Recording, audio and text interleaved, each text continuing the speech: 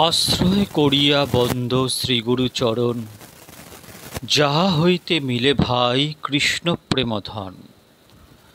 জীবের নিস্তার লাগি নন্দসুত হরি, ভুবনে প্রকাশন গুরু রূপ ধরি।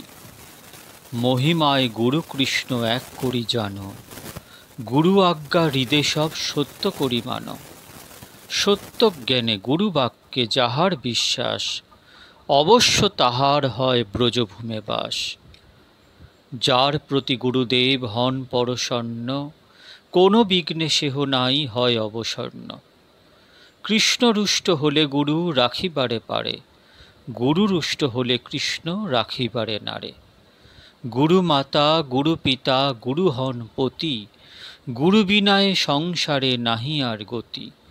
গুরুকে মনুষ্য জ্ঞান না করো কখনো, গুরু নিন্দা কভু কর্ণে না করো শ্রবণ।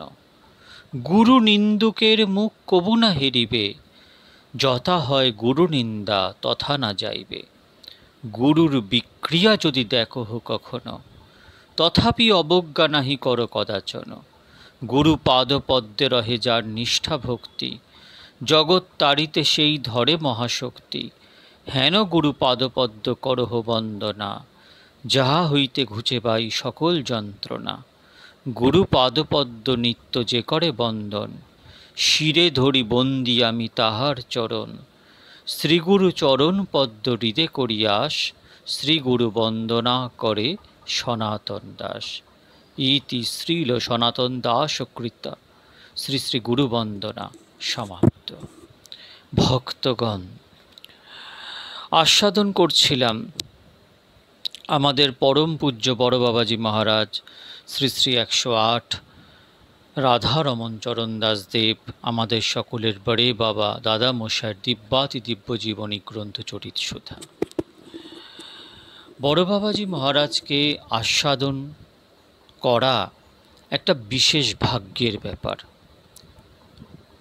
স্বয়ং নিত্যানন্দ প্রভু, যার শ্রীঅঙ্গকে আশ্রয় করে বিবিধ লীলা খেলা করে গেছেন, যার লীলা খেলার মধ্যে আমরা প্রসাদ নিষ্ঠাকে প্রতিষ্ঠিত হতে দেখেছি।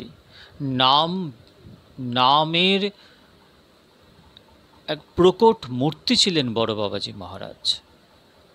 নাম নিষ্ঠা, ধাম নিষ্ঠা, প্রসাদ নিষ্ঠা, বৈষ্ণব নিষ্ঠা, এই চার নিষ্ঠাকে উনি ওনার দিব্যাতি দিব্য জীবনীর দ্বারা প্রতিষ্ঠিত করে গেছেন। সুতরাং তার করুণার কোনো সীমা নেই। আজ তাই আলোচনা করব সেই মহাকারণিক আমাদের দাদা মশাই বড়ে বাবার, তার অযাচিত কৃপা। আমি নিতান্ত অজ্ঞ, পরম করুণাময় বাঞ্ছাকল্পতরু শ্রী শ্রী গুরুদেবের অযাচিত কৃপার কথা আর কি বলবো। এমন কোনো ভাষা নেই যার দ্বারা আমার প্রাণের কথা প্রকাশ করতে পারি। তবে আমার মতো নরাধমের প্রতি তাঁর যে অলৌকিক কৃপা, যে তাহার কিঞ্চিত প্রকাশ করবার অভিপ্রায়ে আনুষঙ্গিক নিজের জীবনের কয়েকটি কথা লিখিত করছি। এই যে কথাটা বলছেন যিনি, এই ঘটনাটি সম্বন্ধে শ্রীযুক্ত বিহারী দাস বাবাজি মহাশয় নিজে যা লিখেছেন তা এখন আলোচ্য বিষয়। বিহারী দাস বাবাজি মহাশয় বলছেন যে আমার যখন বয়স 17-18 বৎসর, তখন হতে আমি কলকাতা 90 নম্বর সার্পেন্টাইন লেনস্থ শ্রী শ্রীমৎ ভোলানাথ জ্ঞানানন্দ মহাশয়ের নিকট যাতায়াত করি। প্রায় 7-8 বৎসর কাল তার নিকট হতে অনেক উপদেশ আদি শ্রবণ করে কৃতার্থ হয়েছি। তিনি একজন ভালো বক্তা, অনেক সভা সমিতিতে বক্তৃতা করেছেন। তার এমন অপূর্ব কবিত্ব শক্তি ছিল যে মুখে মুখে সুন্দর পদ রচনা করতে পারতেন। তিনি নিজেও বেশ গায়ক ছিলেন। তিনি প্রায় যখন যেখানে যেতেন কৃপা করে আমাকে সঙ্গে নিয়ে যেতেন। আমার মাথায় তখন লম্বা চুল, থান কাপড় পরা, গায়ে সাদা চাদর, হাতে একতারা। এইরূপভাবে তার সঙ্গে সভা সমিতিতে গান কীর্তন করে বেড়াতাম। এইরূপ করে পরম আনন্দে দিন কাটছে। তীর্থ আদি পর্যটনে বড়ই ঝোঁক ছিল।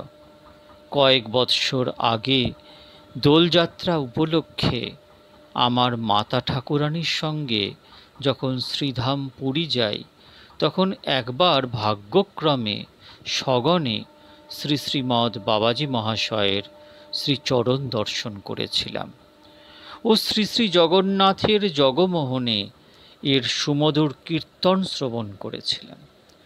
কিন্তু তখন আমার ভাগ্যে এর কৃপা লাভ ঘটেনি। তারপর শ্রীধাম, বৃন্দাবন প্রভৃতি নানা তীর্থ পর্যটন করে বেড়াতাম। প্রায় অনেক সময় কাশীধামে যেতাম।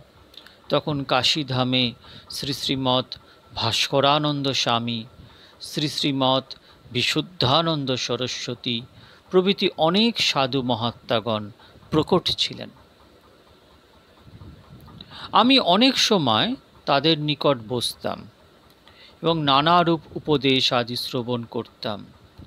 তখন আমার সাধু দেখবার ভারী ঝোঁক ছিল। অনেক সময় পরিব্রাজক শ্রী শ্রীমৎ কৃষ্ণানন্দ স্বামীজির যোগাশ্রমে থাকতাম। স্বামীজি আমাকে অত্যন্ত ভালোবাসতেন। এরকমভাবে কয়েক বৎসর কেটে গেল। দৈবাৎ শ্রীযুক্ত ভোলানাথ জ্ঞানানন্দ মহাশয় সমাধি লাভ করলেন। তখন আমার যে কী অবস্থা, তা যারা জীবনে কারোর আনুগত্য লাভ করেছে তারাই জানেন। তখন ত্রিজগৎ যেন আমার নিকট শূন্য বলে মনে হলো। খেতে শুতে সর্বদা তার সেই মধুময় সঙ্গের কথা স্মরণ করে চোখের জলে আমার মুখ ভেসে গেল। আমি তখন কলকাতা বহু বাজার সাঁকারিতলায় একটি বাড়িতে বাস করতাম। সেই বাড়িতে শ্রী গোবর্ধন দাস নামক একটি বালক তার জ্যেষ্ঠ ভ্রাতা মাতার সঙ্গে বাস করত। এই বালকটি সচ্চরিত্র এবং হরিভক্ত। গোবর্ধন দাস কিছুদিন পূর্ব হতে শ্রীযুক্ত নবদ্বীপ দাদার কৃপায় শ্রী শ্রীমৎ বাবাজী মহাশয়ের কৃপাপাত্র হয়েছেন। অবকাশ মতো আমাকে পেলেই বালকটি কেবল ভক্তগণের কথা বলেন, কেবল শ্রী শ্রী নিতাই গৌরাঙ্গ ও শ্রী শ্রী রাধা গোবিন্দের তত্ত্বকথাই শোনান এবং ভক্তিপথই যে সর্বোৎকৃষ্ট এটার অনেক রকম করে আমাকে বোঝান। আমার কিন্তু এ সকল কথা বিশেষ ভালো লাগে না, তবে শুনতে হয় তাই শুনি। তখন সদা সর্বদা জ্ঞানানন্দ মহাশয়ের স্বরচিত এবং ভাবুক সাধক ভক্তগণের রচিত নানা রকম পদ গান করতাম। অনেক সময় আমি গোবর্ধন দাসের সঙ্গে ধর্ম সম্বন্ধে নানারূপ তর্ক করেছিলাম এবং কেউ পরাস্ত হওয়া স্বীকার করতাম না। এইরূপভাবে কিছুদিন যায়। একদিন আমার আবার পূর্ববৎ তর্ক আরম্ভ হলো। জানি না কার শক্তিতে সেদিন বালক আমাকে কাঁদিয়ে ফেলল।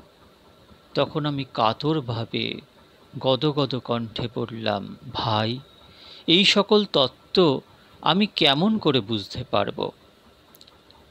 গোবর্ধন বললেন, ভক্তি গ্রন্থ পড়ো, তাহলে এই সকল তত্ত্ব ক্রমে বুঝতে পারবে।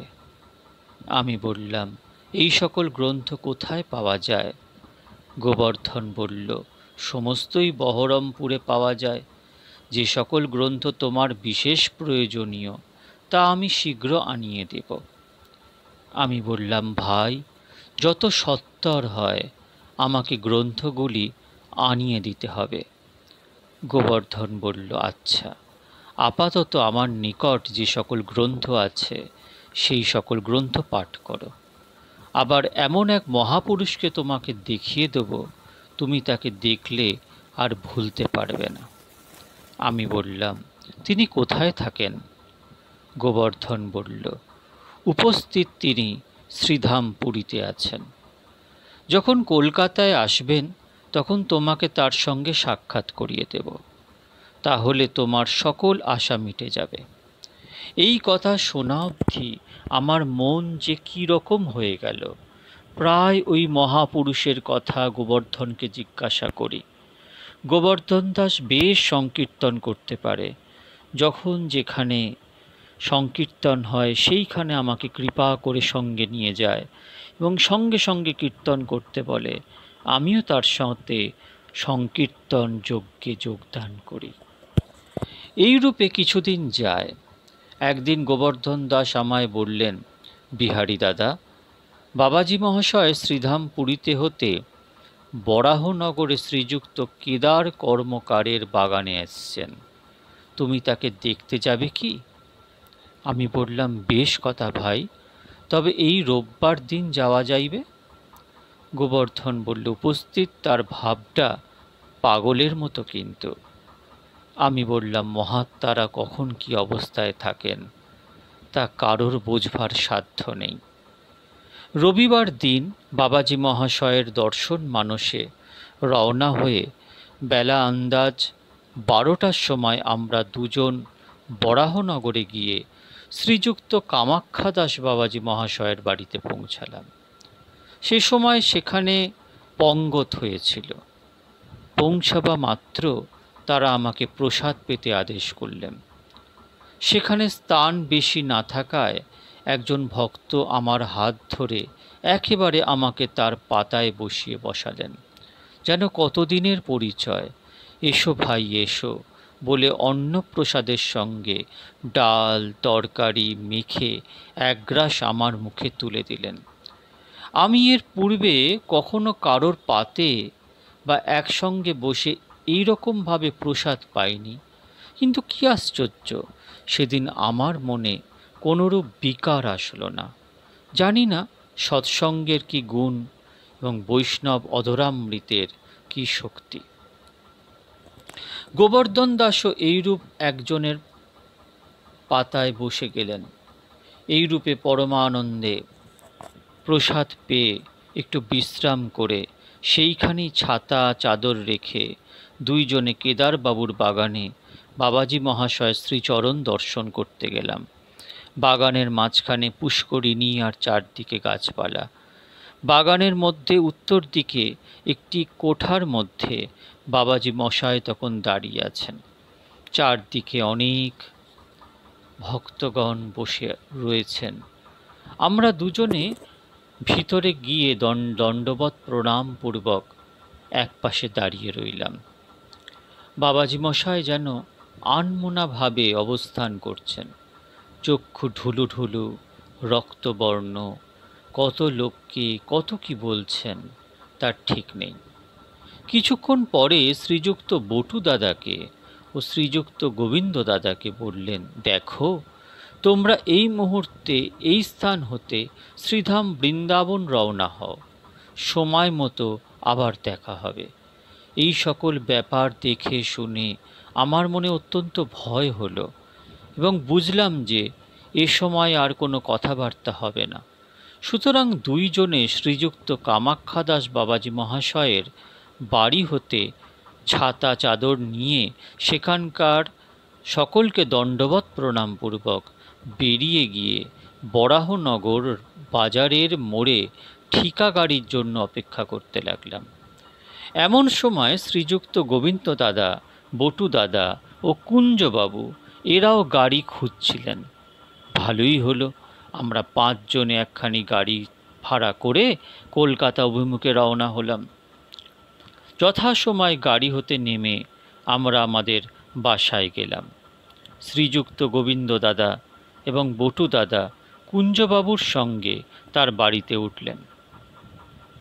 এর কয়েকদিন পরে গোবর্ধন দাস আবার আমায় বললেন, বিহারী, বিহারী দাদা, বাবাজি মশাই এখন কাশীপুরে শ্রীযুক্ত রসিকলাল পালের বাগানে আছেন, দেখতে যাবে কি? আমি বললাম, যাব বই কি ভাই, সেদিন যাওয়া মনের আশা মেটেনি, বা তার শ্রীমুখের কোনো উপদেশ শ্রবণ ভাগ্যে ঘটেনি। আগামী শনিবার বিকালে যাব। তাই হলো, শনিবার বিকালে আমরা দুজনে পদব্রজে রওনা হলাম। রাত প্রায় 10টার সময় উক্ত কাশীপুরস্থ বাগানে পৌঁছালাম। বাবাজি মহাশয় তার কিছুক্ষণ আগে মহাপ্রসাদ পেয়ে মেঝের ওপর বিছানায় বসে আছেন। আমরা উভয়ে দণ্ডবৎ প্রণাম করলে ইনি গোবর্ধন দাসকে জিজ্ঞাসা করলেন, তোরা বাড়ি হতে প্রসাদ পেয়ে এসেছিস? গোবর্ধন বললেন, আজ্ঞে হ্যাঁ। বাবাজি মশাই কিন্তু তবুও ছাড়লেন না, কত স্নেহ ভরে উভয়ের পেট টিপে দেখে বললেন, যা কিছু প্রসাদ খেয়ে আয়। আমরা প্রসাদ পেতে গিয়ে দেখি তখন তার সঙ্গীগণের প্রসাদ পাওয়া শেষ হয়ে গেছে। কিছু প্রসাদ হাঁড়িতে ভেজানো ছিল, তাই আমরা কিছু কিছু পেলাম। প্রসাদ পেয়ে পুষ্করিণীতে মুখ হাত ধুয়ে গেলাম। নতুন জায়গা, তাতেও আবার রাত্রিকাল, সঙ্গে কোনোরূপ আলো ছিল না। সিঁড়ির দুই পাশে যে ভিত গাঁথা থাকে তার ওপর শ্যাওলা পড়েছিল। যেমন আমি পা দিয়েছি অমনি পা পিছলিয়ে একেবারে পুষ্করিণীর মধ্যে অগাধ জলে পড়ে গেলাম।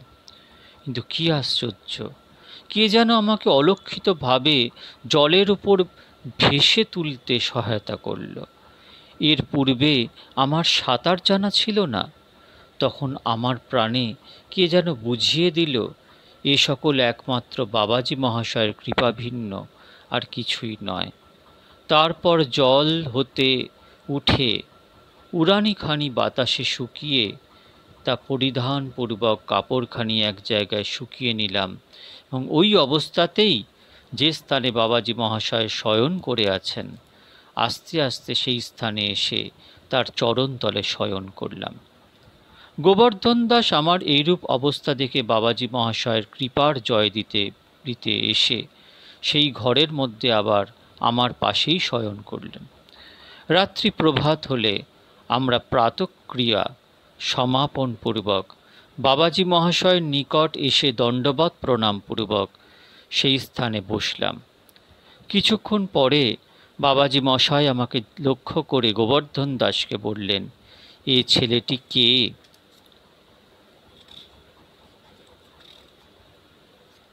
গোবর্ধন বললেন, আজ্ঞে আমরা এক বাড়িতে বাস করি, একসঙ্গে সর্বদা বেড়াই। ইনি আপনার শ্রীচরণ দর্শন করবার জন্য এসেছেন। বাবাজি মশাই তখন আমাকে জিজ্ঞাসা করলেন, তোমার নাম কি? আমি বললাম, আমার নাম বিহারীলাল দাস। বাবাজি বললেন, তোমার সংসারে কে আছেন? আমি বললাম, আজ্ঞে আমার মা ও স্ত্রী আছেন। বাবাজি বললেন, তোমার দীক্ষা হয়েছে? আমি বললাম, হ্যাঁ। বাবাজি বললেন, তুমি এখানে এসেছো কেন? আমি বললাম, আজ্ঞে আপনার শ্রীচরণ দর্শন করার জন্য। বাবাজি বললেন, তোমার হাতে এত মাদুলি কেন? আমি বললাম, আজ্ঞে সদা সর্বদা আমার অনেক রকম অসুখ বিসুখ হয়, সেই জন্য আমার মাতা ঠাকুরানী অনেক রকম ঠাকুরের ঔষধ এনে বেঁধে দিয়েছে। বাবাজি বললেন, আমি যদি তোমার পাপ তাপ অসুখ বিসুখ সমস্ত নিয়ে নিই, তাহলে তুমি তোমার হাতের তাগা মাদুলি সমস্ত খুলে ফেলে দিতে পারবে কি? আমি আর কোনো কথা বলতে পারলাম না। মন প্রাণ যেন কেমন হয়ে গেল, চোখে জল এলো। অর্ধস্ফুটস্বরে বললাম, আজ্ঞে আপনার যা ইচ্ছা তাই করুন, আজ হতে আমি আপনার হয়ে গেলাম। বাবাজি মশাই এই কথা শুনে নিজ হস্তে আমার হাতের তাগার সঙ্গে কতগুলি সোনার মাদুলি ও কোমরের ঘুণসি সমস্ত ছিঁড়ে ফেলে দিলেন, এবং একজন সঙ্গীকে সেইগুলি পুষ্করিণীতে ফেলে দিতে আদেশ করলেন। মাদুলির সঙ্গে একটি ভালো রুদ্রাক্ষ ছিল, তা রেখে দিলেন। পূর্ব হতে কতগুলি রুদ্রাক্ষ একটি সুতায় গেঁথে রাখা ছিল, তা আনিয়ে তার মধ্যে আমার হাতে রুদ্রাক্ষটি গেঁথে নিজ হাতে পরালেন। লীলাময়ের লীলা সকলই বিচিত্র। বাবাজি মহাশয়ের মাথার বালিশের নিচে কতগুলি নতুন তুলসীর মালা ছিল, তা হতে বাবা মাঝারি রকমের 2 কণ্ঠী মালা প্রসাদী করে নিজ হস্তে আমার গলায় পরিয়ে আমাকে আলিঙ্গন করলেন। এই সময় মন্ত্রাদি কিছুই দিলেন না। আমিও কিছু বলতে সাহস করলাম না। কেন যে মন্ত্রাদি দিলেন না তা অন্তর্যামী গুরুদেবী জানেন। ইনি বলতে লাগলেন, আজ হতে তোর সকল পাপ তাপ অসুখ বিসুখ আমি নিয়ে নিলাম, তুই আমার নিতাই গৌর ভজ। যখন এই সমস্ত ঘটনা হচ্ছে তখন সেই ঘরের এক পাশে শ্রীযুক্ত রামদাদা স্নান করে তিলক করছেন। বাবাজি মশাই বলে উঠলেন, রাম, তুমি একবার একে আলিঙ্গন করো। রামদাদা বাবাজি মহাশয়ের আদেশ অনুযায়ী আমাকে বক্ষে ধারণপূর্বক চিরজীবনের মতো কনিষ্ঠ ভ্রাতা রূপে অঙ্গীকার করলেন। কয়েক বৎসর যায়, জানি না কার আকর্ষণে সেইবার রথযাত্রায় পুরী যাবার জন্য আমার মন বড়ই ব্যাকুল হয়ে উঠল। এর 7-8 মাস আগে আমার স্ত্রী পরলোক গমন করেছেন, সুতরাং তখন মনও খুব উদাস। সঙ্গে আমার মাতা ঠাকুরানীও আন্দাজ 3.5 বৎসরের একটি কন্যা, এদেরকেও নিয়ে আমি শ্রীধাম পুরী রওনা হলাম। যথাসময় পুরী ঝাঁচপিটা মঠে পৌঁছিয়ে বাবাজি মহাশয়ের শ্রীচরণে দণ্ডবৎ প্রণাম করলেই তিনি হাসি মুখে আমাকে সর্বাঙ্গীন কুশল জিজ্ঞাসা করে কুন্ডাই বেন্ট শাহিতে আমাদের থাকবার জন্য একটি বাসা বন্দোবস্ত করে একজন লোক সঙ্গে আমাদেরকে বাসাতে পাঠিয়ে দিলেন। আমরা পরম আনন্দে সমুদ্র স্নান এবং দর্শন করে বেড়াতে লাগলাম। মঠেই প্রসাদ আদি গ্রহণ করতাম। দেখতে দেখতে শ্রী শ্রী শ্রী জগন্নাথ দেবের নবযৌবন কাল এসে উপস্থিত হলো। ইচ্ছাময়ের কি ইচ্ছা জানি না, সেই দিন সকালবেলা হঠাৎ বাবাজি মহাশয় সকলকে কীর্তন করতে বললেন। সকলেই হৃষ্টচিত্তে নাম কীর্তন আরম্ভ করলেন। খুব মাতামাতি কীর্তন হচ্ছে, কারোর বাহ্যস্মৃতি নেই। ভগবত ইচ্ছায় তখন ভয়ানক বৃষ্টি উপস্থিত হলো। আমরা মনে করলাম বুঝি সংকীর্তন বন্ধ হয়ে যাবে। শ্রী গুরুদেবের কৃপায় কীর্তন বন্ধ হওয়া তো দূরের কথা, পূর্বাপেক্ষা দ্বিগুণতর আনন্দের সঙ্গে নাম চলতে লাগলো। সেই সময় বাবাজি মহাশয় অনেককে মন্ত্র দিতে লাগলেন। এই ব্যাপার দর্শন করে আমি মনে ভাবছিলাম, প্রভু, একমাত্র আমি আপনার কৃপা লাভে বঞ্চিত হলাম। এখনও কি আমার সময় হয়নি? ভাবতে ভাবতে অন্তর্যামী প্রভু আমার মনোভাব বুঝতে পারলেন। ইঙ্গিতে আমাকে আকর্ষণ করে আলিঙ্গন দানে আমার কোটি কোটি জন্মার্জিত পাপ তাপ দূর করে কর্ণে মন্ত্র প্রদান করলেন। সুশীতল বক্ষস্পর্শে আমার সকল জ্বালা জুড়িয়ে গেল। আমি যেন অপ্রাকৃত শান্তিসাগরে ডুবে গেলাম। মনে মনে শ্রী গুরুদেবের শ্রীচরণে আত্মসমর্পণ করে নিজেকে কৃতার্থ মনে করলাম। আমাকে কৃপা করবার পর সেদিন আর কারোর মন্ত্র হলো না। যথাসময়ে শ্রী গুরুদেব এবং বৈষ্ণবগণের অধরামৃত পেয়ে বাসায় গমন করলাম। রাত্রে শ্রী গুরুদেবের শ্রীচরণ দর্শন মানসে গমন করে দেখি ইনি একখানি চাদরে আপাদ মস্তক আচ্ছাদন করে শয়ন করেছেন। আমি ধীরে ধীরে গিয়ে শ্রীচরণ সেবা করতে লাগলাম। কয়েকদিন পূর্ব হতেই আমার মনে কতগুলো সন্দেহমূলক প্রশ্ন উদিত হয়েছে। সেদিন বাসা হতে মনে মনে সংকল্প করে বেরিয়ে পড়লাম। আজ শ্রী গুরুদেবের শ্রীচরণে সমস্ত মনের কথা জিজ্ঞাসা করে এর কৃপায় মনের সন্দেহ ভঞ্জন করে নেব। যদিও সেই সময় অন্য কেউ নেই, কিন্তু তিনি বিশ্রাম করছেন। পাছে কোনোরূপ কষ্ট হয় ভেবে আমি আর কিছুই বলতে সাহস করলাম না। অযাচিত কৃপাকারী অন্তর্যামী প্রভু আমার অন্তরের সমস্ত ভাব অবগত হয়ে অর্ধস্ফুটস্বরে ধীরে ধীরে এক একটি করে আমার হৃদয়ের যাবতীয় সন্দেহ নিরসন করে বললেন, দেখো, এই সমস্ত কথা একমাত্র নিজ অনুভবের জন্য। এটা সর্বসাধারণের নিকট প্রকাশ করলে ভজন পথের অনেক ব্যাঘাত জন্মে। সুতরাং কারোর নিকট প্রকাশ করো না। আমি মন্ত্রমুগ্ধের ন্যায় শ্রী গুরুদেবের শ্রীচরণ দুখানি বক্ষে ধারণ করে শ্রীমুখ নিঃসৃত বাক্যামৃত পান করে জীবন ধন্য মনে করতে লাগলাম। মুখে কোনো কথাই বলতে পারলাম না। কিছুক্ষণ এইভাবে কেটে গেল। হঠাৎ চমকে চমক ভাঙল। দেখলাম ইনি নিদ্রিত। তখন ধীরে ধীরে শ্রীচরণ দুখানি বালিশের ওপর রেখে আমি স্থানান্তরে গিয়ে বিশ্রাম করলাম। শ্রী গুরুদেবের কৃপায় তার সঙ্গে থেকে গণ্ডিচা মার্জন, জলকেলি, রথাগ্রে কীর্তন নর্তন প্রভৃতি দর্শন করে শ্রীমন মহাপ্রভুর লীলা প্রত্যক্ষ অনুভব করে পরম আনন্দে দিন যাপন করতে লাগলাম। এই সময় কলেরা আরম্ভ হয়েছে দেখে শ্রী গুরুদেব হোরা পঞ্চমীর দিন অন্যান্য অনেক লোকের সঙ্গে আমাদেরকে কলকাতায় পাঠিয়ে দিলেন। আমাহেন নরাধমের প্রতি শ্রী শ্রী গুরুদেবের অপার করুণার কথা লিখবার বা বুঝবার ভাষা নেই। যদি কেউ আমার অন্তঃকরণে ভাব অনুভব করতে পারেন, তবে তিনি বুঝবেন যে অযাচিত কৃপাকারী পরম দয়াল শ্রী গুরুদেবের আমার প্রতি কীরূপ অদ্ভুত কৃপা। তিনি প্রতি মুহূর্তে কৃপা করছেন, কিন্তু স্বতন্ত্রতা দোষে আপনার লব্ধ পরমার্থ ধনে বঞ্চিত হলাম। এমন অমূল্য রত্ন হাতে পেয়েও দুর্দৈব দোষে চিনতে বা যত্ন করতে পারলাম না। ধিক আমার জীবন। এইসব মহাপুরুষরা তো আসেন, কত মহাপুরুষ এসছেন জগতে, তাদেরকে চেনা ভার। দোষ দৃষ্টি হয়ে যায়, অপরাধ হয়ে যায়।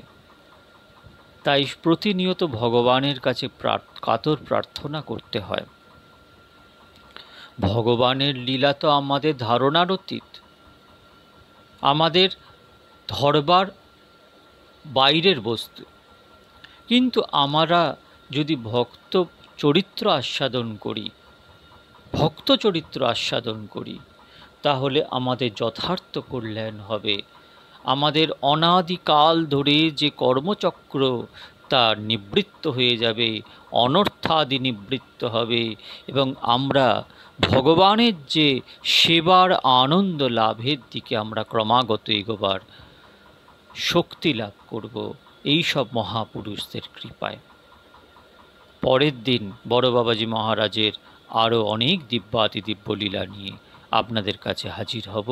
আজ এটুকুই। আপনারা ভালো থাকবেন। জয় জয় পরম পূজ্য বড় বাবাজি মহারাজ। জয় জয় নামাচার্য রামদাস বাবাজি মহারাজ।